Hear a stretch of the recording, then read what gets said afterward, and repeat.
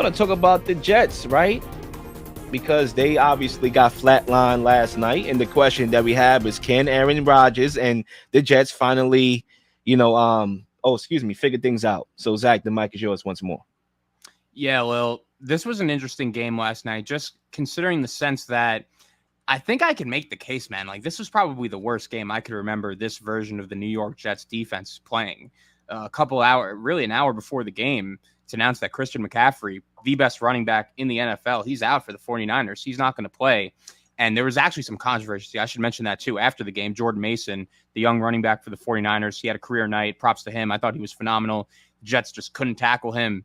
And he says in the post-game interview that, I've known since Friday that I'm going to be getting the start and getting 28 carries. That number still blows my mind. But first off, from the San Francisco perspective, I think this was super impressive by them. I think that was a culture win. And they just really punched the Jets in the mouth, and the Jets really could never recover. And it's just unfortunate from a Jets perspective, because I do think on the offensive side of the ball, there were some positives, right? You saw Aaron Rodgers really give, as pathetic as this is, like he that was probably one of the better games a Jet quarterback has played in the last decade. And it's not really because of anything spectacular Aaron Rodgers did. There were a couple throws here and there that looked like peak Aaron Rodgers, but just because the Jets really haven't had that production and the ability to convert on 3rd and long and make those tough throws at that position in a really long time. But there were some really just costly offensive errors on that side of the ball. The first drive of the game, Allen Lazard, who actually had a pretty good game. He had 2 touchdowns later, but he has a crucial drop on 3rd and 2 that ended that drive. Then Breece Hall has a bad fumble on 3rd down. And the one thing with Breece, he's a spectacular player, but he's just not the best. His one weakness is 3rd and short. Can he pick up that 1 yard when you need him to the most? Unfortunately, he wasn't able to do that multiple times last night. I would have liked to see Braylon Allen, the young running back, a little bit more from Wisconsin. But at the end of the day, man, the Jets defense just was not good enough. They couldn't tackle. There was no pass rush whatsoever. I think Hassan Reddick had a pretty good night, gaining some leverage on his side of contract negotiations. The Jets really missed him. They didn't have a pass rush. Sauce Gardner was in and out of the game. He said he got the wind knocked out of him, but then Lisa Salters said on the sideline that it wasn't injury related, so he was just out of the game for 8 plays. CJ Mosley was banged up. It's just unfortunate because, and I've been harping this drum too, I was so impressed with the Jets defense last year that because they were literally able to just drag the team to 7 wins despite having the worst quarterback play in the league. And it was game after game after game that the offense just put them in just such piss poor situations with really no room for error, no margin for error, and they were able to pick up their end of the bargain. And then last night, there were just so many times when they could have come up with a big stop and they were not able to get the job done. Look, I don't want to panic. I feel like this is one of those games where your opinion on the Jets doesn't really change no matter what your expectations were for them in the preseason. If you were out on the Jets and didn't think they were going to be that good, you're feeling the same way. But if you're someone like me who picked them to win the AFC East and someone who expects them to go to the playoffs for the first time in 13 years, you ran into a really good 49er team. The defense has been so good in the last year plus. I'm willing to give them one bad game, but you look at the Jets' schedule upcoming. It's at Tennessee. It's home against New England. It's home against Denver. It's against the Vikings in London. If they start losing some of those games going forward, I think that's when the panic is really going to set in. But it's one game against a very good 49er team. I think that was a culture win for the 49ers, and you got to give San Francisco credit. I just, more than anything, was very disappointed in the defense, and I could confidently say if they continue to play like that, this team has no chance. I mean, salute to my guy Jones. I'm not sure if you're a subscriber to the channel, but if not, please subscribe to the channel. We'll greatly appreciate it if you are. I appreciate you commenting right now. I think, points were being made that were solid, throughout this whole show thus far. But I think when I get to this question right now, can Aaron Rodgers and the Jets figure things out? I think yes and no. I think there's going to be a learning curve. I think them punting away the preseason and getting those reps in, whether it's a drive or 2, maybe, right, just to get your feet wet and gain continuity. Now, look, the loss last night was terrible. It was bad. Okay. And I'm going to tell you why it was bad for, in a second, right? You look at the offensive line. and they couldn't really, you know, run block. They was having a terrible time. You're talking about Brees Hall, who's a very explosive back. Last year, the weakness of this 49ers team was the rush defense. And, maybe it's more promising for the 49ers more than anything that they were able to stop the run and stop Brees Hall, right? And then on the flip side, they was able to run the ball with ease. Now, you said that Hassan Reddick may have gotten some leverage on his side when it comes to his contract negotiation, but I mean, he's not really a run stopper, so I don't really think there's a lot of leverage there. I mean, there was no pressure though. The Jets had no pass rush. They didn't. But at the same time, the running stoppage right there is a little bit, that was glaring. My guy Mason literally had 147 yards for a touchdown. I mean, when you get the news that CMC is out, you think that you're going to be able to stop the run. Now, I know Kyle Shanahan has a very good, running scheme, one of the best in the league, and he had like 6 running backs all time under his tutelage that has gotten at least 100 yards, right? But at the same time, that's an opportunity for the Jets defense to get some stops. And I always felt that in the game, Mason was able to get past the first level with ease before he got touched and get that little advantage there. So that's an issue right there. Aaron Rodgers looked well. I don't think the question is about Aaron Rodgers anymore.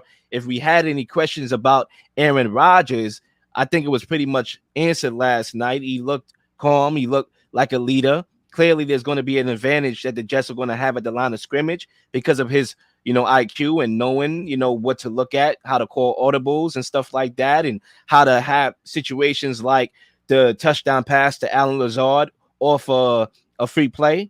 Nobody better than him at that, particular situation and spot. But the reality of the situation is a lot of people have this delusion about the Jets. And I'm talking about Jets fans in particular. And I'm talking about New York media and primarily mainstream media because they sip in this Kool-Aid. And I think, I could understand the reasoning behind it. The Jets defense has been one of the best defenses in the NFL the last couple of years, combined with bottom tier quarterback play. So in your mind, you simulate, okay, a former MVP, 2-time back-to-back, you plug him in there, then the team should be better, no? But then what you don't realize is that you got other issues bigger than quarterback. That's not only quarterback, right? And I think that was shown last night. So now you're in a situation with all these expectations. We are going to go into Santa Clara and match up to a 49ers team, and then you realize that, no, we are not an elite football team. We're not. We could be a good football team, but you see all the leaks and all the weaknesses now that you do have a quarterback. So that's what happens. That's the gift and the curse when you play that game of, okay, contrast. Take the quarterback out and put this quarterback in. You realize that you have other issues that need to be handled. And I think last night was a measuring stick type of game to see where the Jets are in the hierarchy in the NFL, in the AFC. And I'm pretty sure we should feel, based on the result, that they have ways to go in order to be taken seriously as a Super Bowl contender. So you brought up those issues outside of the quarterback position. And of course, last night, really the main one was that run defense that we're not able to stop Jordan Mason. Was not able to come up with a timely stop. But Will, I got to tell you, man, I've been one of the few people, and as high as people are on the Jets, I feel like everyone, even those people that are pretty high on the team, share this opinion, is like Robert Saleh. You look at his record as a head coach. It's 18-34. He hasn't made the playoffs yet. And I feel like there aren't a ton of coaches in the league that could have that record in their first 3 years, and they're able to survive for a 4th year. And then you look at the game last night, kind of unique circumstances considering Robert Saleh was hired from San Francisco. We know that he has a very tight, close-knit relationship with Kyle Shanahan. But I've been one of those people saying, look, Robert Saleh is a defensive guy. And his first couple of years in New York, his defense has been very good. And it's been that lack of not even a good quarterback, but just an average quarterback. And I don't think, Bill Belichick or some of the other great coaches in the league would have been able to win with Zach Wilson. But then last night, you look at the X's and O's matchup, you look at the chessboard, and Kyle Shanahan just abused Robert Saleh. He outcoached him by a mile. And that's without Christian McCaffrey. And we know how great of a run schemer Kyle Shanahan is. He's one of the best offensive minds in the league. We know that this San Francisco 49ers team was so close to winning a Super Bowl last year, and they're so talented, and they've just been consistently great. But that was one thing that really stood out to me last night, man. And again, I'm not totally abandoning the ship with the Jets team. I think their defense is going to be better than it was last night. But, man, watching Kyle Shanahan go up against Robert Saleh, that was a clear mismatch. And my one small hesitation, my one small doubt with this Jets team is on that side of the ball. Like, is Robert Saleh, I've been a defender. You know, I've said no one could have won with Zach Wilson. And Robert Saleh is in charge of the defense, and that has been an elite unit before last night. Well, last night, it wasn't very good, and you just got to hope that that was an outlier. We mentioned that Jets-Cowboys game early in last season, and I remember the Jets defense getting abused by Dallas in that game, and we were having these same conversations. Oh, was the Jets defense overrated? Were they overhyped? And they ended up being a pretty goddamn good unit. So I'm just wondering, was last night an outlier performance, or is it actually going to be a concern going forward? And if it is, then there's no point with this Jets team, because the expectation was that this still was going to be one of the best defenses in the league. And again, the schedule does ease up. Will Levis, Jacoby Brissett, Bo Nix, the next 3 games, much different than going against the 49ers. Yeah, and I think the Jets, in their best interest, should take advantage of that soft spot in their schedule. And I think they will take advantage because of, let's not get it twisted. The Patriots played well, but come on, Jacoby Brissett is not winning MVP this year. It's not Kobe. Jacoby ain't Kobe, right? Bo Nix, good quarterback in the making potentially, but we saw what happened against Seattle. Those are wins you should pile up. And Will Levis lost the Titans the game by himself. Yeah, he did. Literally gave them the ball. I don't know what that flip was, but yes, there have been issues presented, with the Jets before, right? I've seen the issues. But because the quarterback situation was so bad that people made it quarterback is holding the team back, we get an upgrade, we're going to be better. So we overlook every other aspect of what the issues are, including that y'all don't have a number 1 wide receiver outside of Garrett Wilson. You don't have a number 2. We have a number 1 in Garrett Wilson. You don't have a number 2, right? Mike Williams was a number 2 in the Chargers, but just because he fit on the Chargers doesn't mean he's going to fit over here, and doesn't mean, especially with him coming back from an ACL injury, that he's going to be the same guy who was trending to be a very good player the last couple of years with arguably his best seasons, right? That's number 2. Alan Lazard, you saw the full experience with him, a drop on a potential first down and a touchdown, right? Coaching is where I want to end here, because coaching has always been an issue. Now, Robert Saleh knows how to coach defense. I'll give him that. But as an overall coach, we still are trying to figure out who he is and where he stands. And last night was not a good sign with a healthy quarterback, with a good quarterback.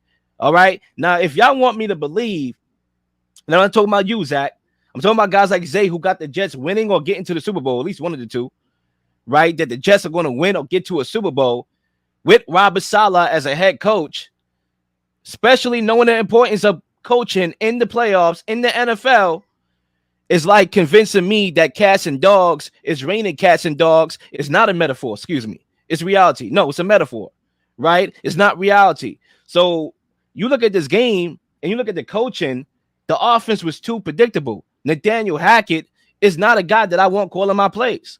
All right. Literally, they ran the ball 13 times for 31 yards, 2.4 yards per carry on early downs.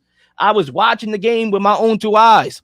I was in the kitchen because of the daggone ESPN with DirecTV. I can't sit back on my sofa and watch the game on DirecTV because I got to get that situated. So I got to go to my kitchen. All right. I had a long day at work and I got to sit at my table and watch the game. And I was watching the game. I saw it. First down, run. Second down, run. Oh, third down. They might pass the ball, Yeah, it's easy to defend because we know what's coming. I'm literally watching it, Zach. they're going to run the ball here. Yup. They're going to run the ball here. Oh, third down. Okay, obviously, you're not going to run the ball there. You're going to pass the rock. So easy to defend. So a lot of people was talking about the game script and how they didn't have a lot of offensive plays, which they didn't. Why you think? Because their offense was too predictable. They couldn't stay on the field. They couldn't extend the drive. And so the 49ers, who could run the rock and know how to coach, they was able to eat up the clock and limit the Jets' offensive possessions where that's where you score. So, yeah, I think coaching is something y'all got to look at. Like I said, Aaron Rodgers is going to be Aaron Rodgers. All right, prime Rodgers is gone. But what you saw yesterday was a guy that can win you games, right? But coaching, which matters in the sport of the NFL, can they figure that out? Is Robert Saleh a puppet master or is he a coach? Is Nathaniel Hackett really a guy that deserves to have the play sheet in his hand, or should he be wearing them pom poms and saying, "Go Jets, go, go Jets, go"? I think it's the pom poms. Yeah, and you saw that one drive when they were able to go right down the field and score and convert multiple third downs. They were throwing on first and second down during that drive, getting some nice chunk yardage. And I don't know where that game plan went.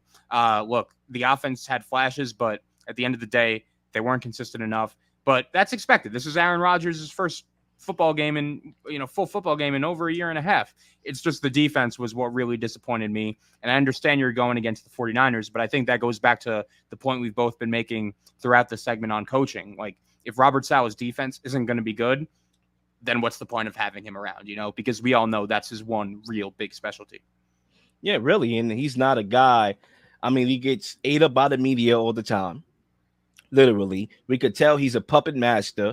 Aaron Rodgers is coaching and running the team, so it's almost like a LeBron James situation where it's like, okay, Darvingham, like I'm not even paying attention to you. I am the coach of this team, and Rodgers is that for the Jets, and he's just there to be a puppet master. And that's why when this guy ready to go to daggone Land Bay or Israel or wherever he wants to go on a daggone retreat, I'm pretty sure we have to look out for a retreat during the daggone season. Maybe he might go on one of those retreats. Then Robert Saleh is going to come at the presser. Oh, it's excuse. Oh, we know it's a situation that we know that he has to do. Like, no, he's a puppet right now. Literally, it was evident in the summertime. And did you see yesterday, too, Netflix announced that they're coming out with an Aaron Rodgers documentary, The Enigma. Can't wait to watch that. Yeah, I mean, listen, man, the Jets got a lot more issues than what people are realizing. It's not only about overreacting to a game against a very good team. It's about coming back to reality, because a lot of people left reality when Aaron Rodgers signed over there.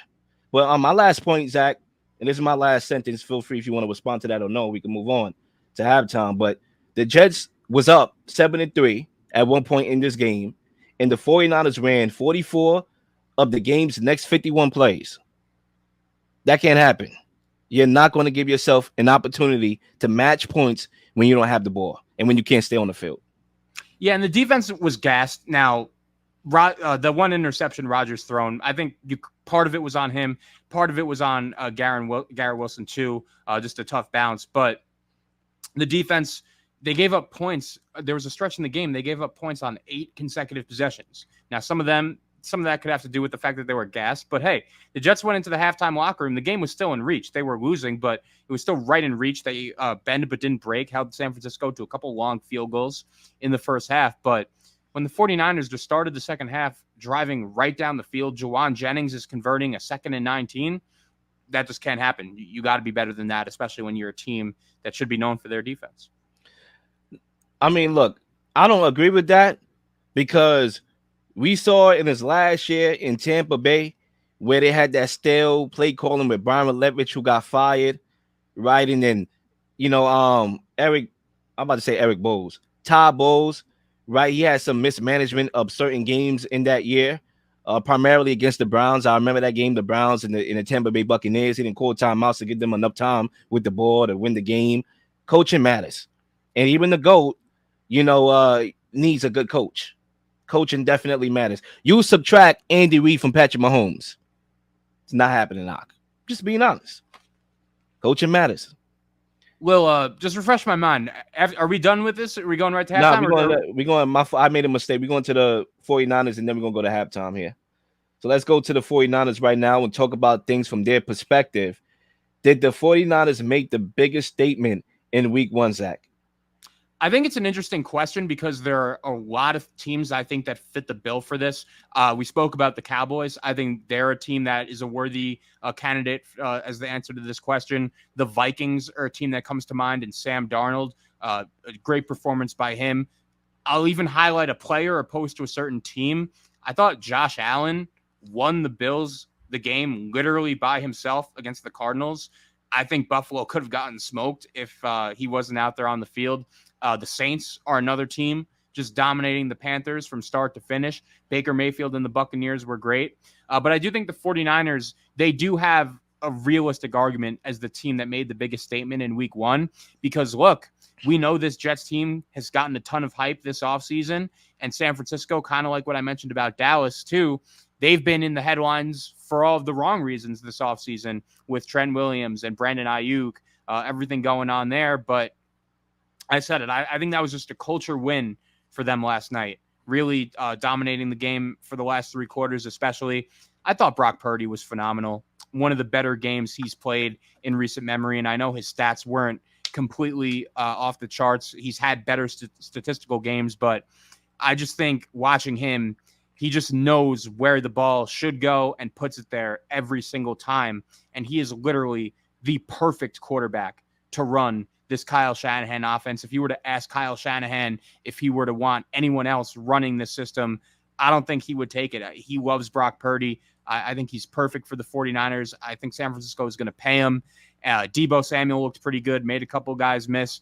San Francisco's offensive line, which was a concern for me going into the season, even with Trent Williams, they played really well, dominating a Jets defensive front. So I thought this was just a culture win for San Francisco, really reminding us who they really are and that we should still take them seriously as a Super Bowl contender and one of the best teams in the league. That was just an awesome performance by them, and they deserve a ton of credit. And by the way, Zay and Lee Jones, you guys better be listening, man. Like, Kyle Shanahan, say what you want about him and his inability to never win a Super Bowl yet. This guy is still an elite coach, one of the best in the game. And again, he just pantsed Robert Saleh yesterday. And I do agree, Osmosis. Houston is another team you could put into that category. That was a great win by them. No, it was. A lot of teams you could put there, Chiefs, Texans, I don't know if I'll go with the Saints. I just think they ran into the worst team in the National Football League. Yeah, I'll go with the 49ers. I agree. I think for me, this was a team, let's not forget, boldly. And mind you, I do get leeway here because it was bold predictions we were doing. I said that the 49ers would not make the NFC Championship game this year. And it wasn't really anything schematic behind that take. It was just like, all right, how many times are you going to keep falling short till you close the door on yourself? Right. But clearly, watching them last night, I immediately would like to subtract that take from the archives because it's like, they are a pretty daggone good football team. And they beat a football team that a lot of people thought was going to be good. And they demolished them, right? And I think for me, as you alluded to, with Lee and Zay, I call Jose, who believe that Kyle Shanahan is not a top 3 or 5 coach in the NFL was beyond me. I understand sometimes we get caught up in him disappearing in high-profile moments, but at the same time, there's nobody in the league outside of Andy Reid that can call X's and O's the way that Kyle Shanahan does. I mean, the quarterback-friendly offense, the running back-friendly offense. I mean, think about it. You lose CMC before the game, and then Mason goes off in the game as well. Brandon Ayuk looked rusty out there. He dropped not wide open, but it was a perfectly thrown ball by Brock Purdy in the end zone that he dropped, that he normally makes that catch. What's scary about this is that they did not even play their best, nor are they at full strength in this game. That's what's scary. And they waxed the Jets like that. Okay, Brandon Ayuk, again, was rusty. Okay, and then every year we predicting this Deebo decline, and Deebo looks fresh as ever because they know how to use him with the motion and get him the ball as a wide back, right? He's impacting the game. I mean, this team has something that carries with them despite every situation. They have toughness. That's why when Trey Lance goes down a couple years ago, okay, Jimmy G is coming back. No problem. We're going to win with Jimmy G. Then when Jimmy G goes down, we got Brock Purdy, Mr. Irrelevant. No problem. We're going to go out there and do what we do and make a Super Bowl. No problem. That's what this team is. No problem at all. And when you're well coached, when you got talent, you're going to be there in games. I love what I saw from their run defense in particular because, once again, as I alluded to before, that was the weakness of this team last year under Steve Wilkes was the run defense, and they were able to stop one of the premier backs and talented backs in the league for 2.4 yards per carry on early downs. Okay, they stuffed him up at the line of scrimmage. They didn't allow him. Sometimes they stuffed him up behind the line of scrimmage. So at the end of the day, I mean, CMC is only going to come back, and if let's say he misses a couple weeks, well, now you got insurance in Jordan Madison. Okay, and then you got Ricky Parcell, who's going to eventually come back from injury. That's going to give you another wide receiver. We all love his route running paralysis, right? You got Jawan Jennings as a clear third guy. He's shown that consistently. I mean, where are the holes on this team? This team is really good. They're going to be here again, and that's where I'll leave it.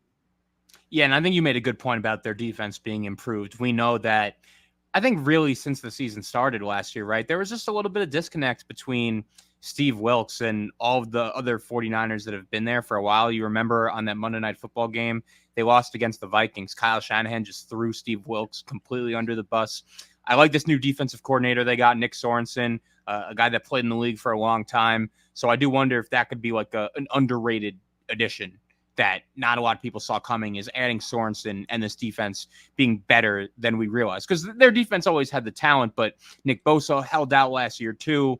Hufanga got hurt. He didn't even play last night either. So, yeah, I thought their defense looked very good. And man, Fred Warner reminding us that he's still one of the best in the game. They loaded the box on only 10% of their snaps. So they didn't even bring an extra defender to stop the run. They were still able to stop the run and get to the quarterback, obviously. So that's a good sign. That shows me right there that this is sustainable and it's not an aberration type of performance. So that's a good look. And my last point, too, that I want to bring up is the reason why I didn't go with the other teams real quickly. You know, the Texans, obviously you could have went there, too. But the Chiefs primarily because the Chiefs offense looks scary. Pretty sure we might talk about them as an overreaction. And I don't know where we're going with that. But the Ravens, you can make the case that they blew that game with the illegal formations, with the misassignments, blocking on the fourth down, with obviously not having sideline awareness. Obviously, the last play of the game. So there was a lot of things they were trailing. They should have got blown out. Really, honestly, that should have been a blowout. So the fact that the Ravens had an opportunity to steal the game, I don't think you could put the Chiefs as number one, even though their offense looks scary. So I'm going to go with the 49ers for sure.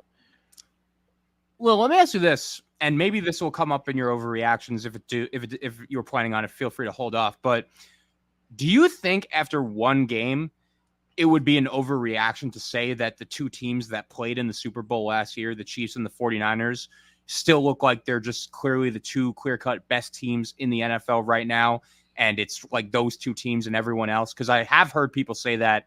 I don't think I would be that far down the line yet. I still really like Detroit, despite the fact that they almost blew that game to the Rams. I thought Houston looked really good. I think Baltimore, I know they had their flaws, but I think, honestly, they should come out of week one feeling a little bit better about themselves, watching the rest of these teams, especially Cincinnati, and how bad they looked against the Patriots. What do you think about that? Would you say right now that the two teams that played in the Super Bowl last year, the Chiefs and the 49ers, are still those clear-cut best two teams, and it's just everyone else after them? No, because of the word clear cut. I think clear cut means that it's a very big probability. And I think that kind of disrespects the Lions in the NFC and what they could bring. And the Packers, despite Jordan Love injury, we'll see how long he misses and how scary they can be in the NFC. We saw them test the 49ers last year and probably drop that game.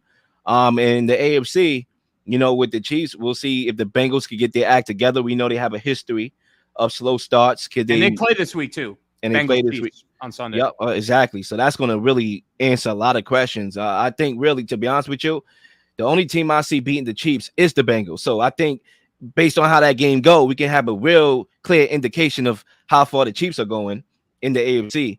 But no, I'm going to say the clear cut. However, I do think they are still clearly the teams to beat. Ladies and gentlemen, we're going to go to halftime here, and we are going to be back in about 2.5 minutes with more topics. So make sure you stick around because it's going down. Please like and subscribe for all the up-to-date content. You've been slinging shows left and right, slinging content left and right. Please don't miss anything. If you do, like, subscribe, leave a comment, or leave a question, something you may want to answer, something you may have. All ideas are great ideas. Nothing's a dumb question.